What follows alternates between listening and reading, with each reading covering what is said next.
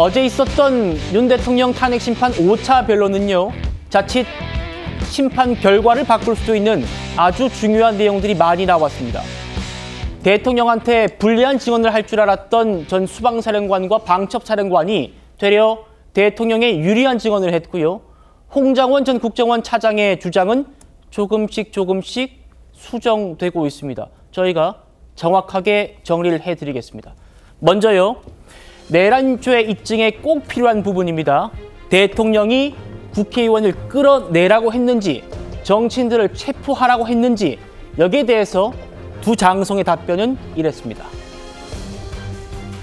나는 대통령으로부터 체포 지시를 받은 적이 없다. 수방사령관 얘기고요. 다음이요. 김기영 대변인님. 네. 방첩사령관 얘기입니다. 장관한테 지시받은 건 있지만 내가 부하들한테 얘기한 것과 부하들이 또 지시하고 전파한 게 다르다. 자, 그러니까 검찰 공소장에 적혀있던 내용들과 좀 배치되는 주장들 어제 나온 거예요. 어떻게 보십니까? 그건 사실 공소장을 근거로 해서 어떻게 보면 헌재에서 이거를 탄핵 심리를 하고 있는 건데, 막상 당사자들이 나와서 공소장에서 나온 부분과 서로 배치되는, 어떻게 보면 그거에 대해서 본인이 말했다고 인정하는 내용이 안 나오고 있습니다. 사실 그런 게 있었죠. 총을 쏘서라도 문을 부숴서 끌어내라. 그리고 4명이 1명씩 들쳐내고 끌어와라. 그런 얘기도 하고, 또 2번, 3번 계엄하면 되니까 계속 진행하라.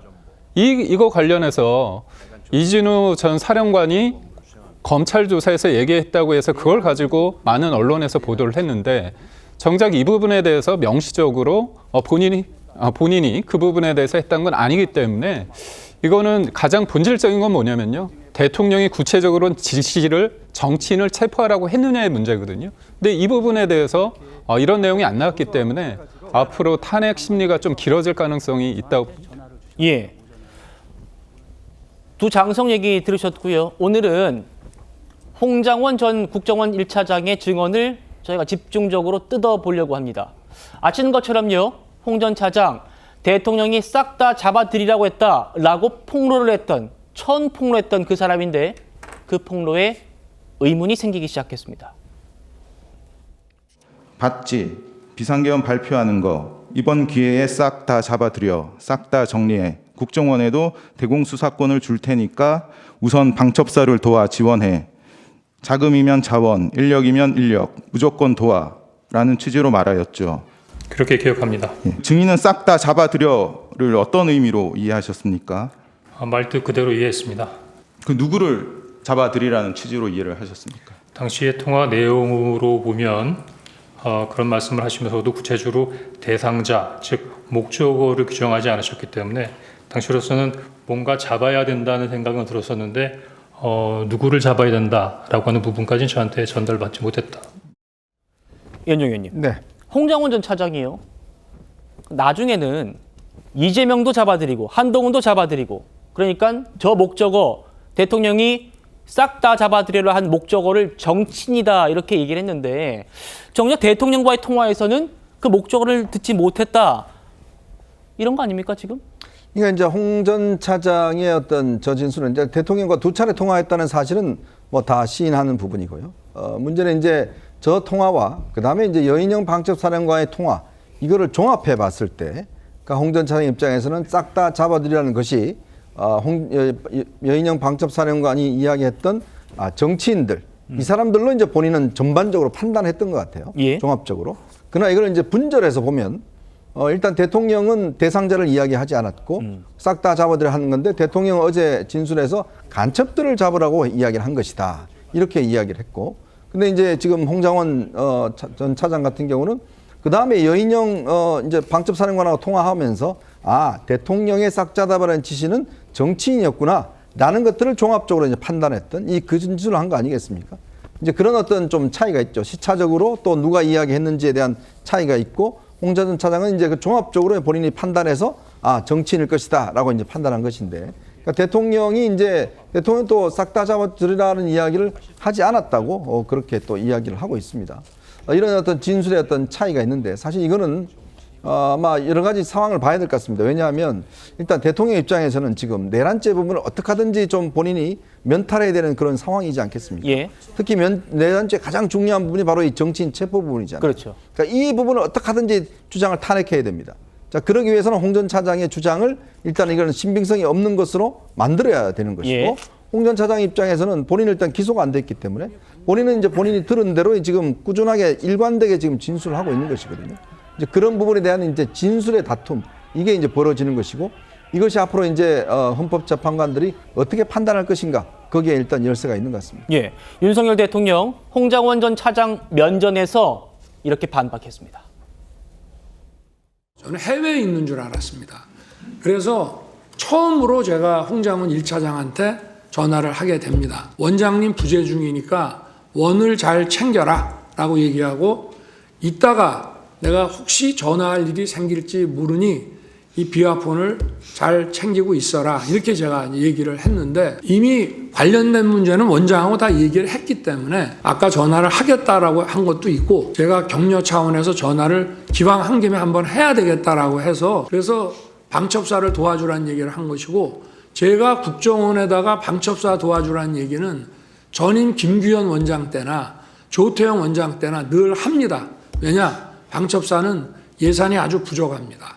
그리고 국정원에는 정보들이 많이 있기 때문에 경찰에 줄 거는 경찰에 주고 또 방첩사에 줄 거는 방첩사에 주면서 좀 예산 지원을 좀 해주라는 얘기를 쭉 해왔기 때문에 간첩사를 방첩사가 잘 할 수 있게 도와주라는 계엄사무와 관계없는 얘기를 한 거를 가지고 대통령이 방첩사령관한테 그런 전화를 한다는 것 자체도 굉장히 비상식적인 얘기입니다. 조기현 부위원님. 그러니까 지금 대통령 얘기는 그 엄중한 계엄을 상의하려고 하면 내가 원장한테 하지 차장한테 왜 하겠느냐. 그리고 누구를 싹 다 잡아들이려고 한다면 그거는 간첩을 얘기하는 거다. 정치인이 아니라 간첩 얘기하는 거다. 이 얘기예요?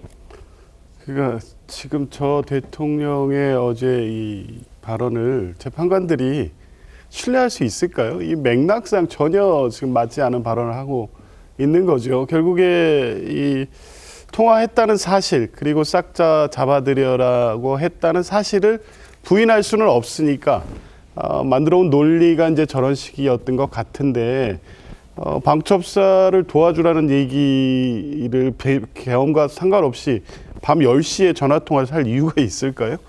맥락이 맞지 않지 않습니까? 그리고 간첩을 잡아들이라는 얘기였다는 것도 그 상황에 밤에 10시 넘어서 비상계엄 상황에서 갑자기 어떤 간첩이 어떤 활동을 하고 있는데 갑자기 간첩을 싹 잡아들이라고 했다는 거죠.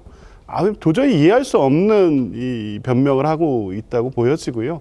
그래서 그에 비해서 홍장원 차장이 맥락상 일부 아주 지엽적인 어떤 표현상의 문제를 가지고 이제 계속 어제 대통령 측에서 문제를 삼던데 전체적으로 대통령과의 2번의 통화가 있었고 그리고 연인영 방첩사령관한테 전화를 했고 그래서 체포 명단을 받아서 메모하다가 뭐 소위 말하는 미친놈들 아니야 이거 하면서 그만뒀고 거기서 중단됐다는 사실은 초기 12월 6일 최초 정보위 위원장과 간사 앞에서 최초 사항을 진술한 이래 구체적 사실관계가 하나도 틀리지 않고 어제도 사실 똑같이 진술을 했습니다. 그러면 이 진술의 신빙성은 거의 뭐 배척할 아무런 이유가 없다고 재판관들은 볼 것이고요.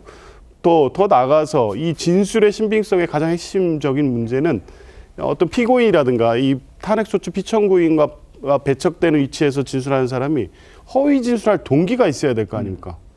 지금 이 국정원 1차장이 대통령 앞에서 굳이 하지 않은 말을 하면서 체포 지시를 받았다고 할 아무런 이유가 없습니다. 더군다나 홍장원 1차장 국회에 출석해서 이 직전까지 대통령 좋아했고 대통령이 지시한 모든 일을 하고자 했지만 이것만은 할 수 없어서 내가 다 사실상 거부를 했고 그리고 구체적 내용을 밝히고 국회에서 진실을 밝혔다고 얘기했습니다. 전체적인 어떤 상황, 홍장원 1차장이 지금까지 살아왔던 삶, 국정원에서의 지위 여러 가지를 고려하면 홍장원 1차장은 거짓말로 대통령 앞에서까지 진술할 아무런 이유가 없는 사람입니다.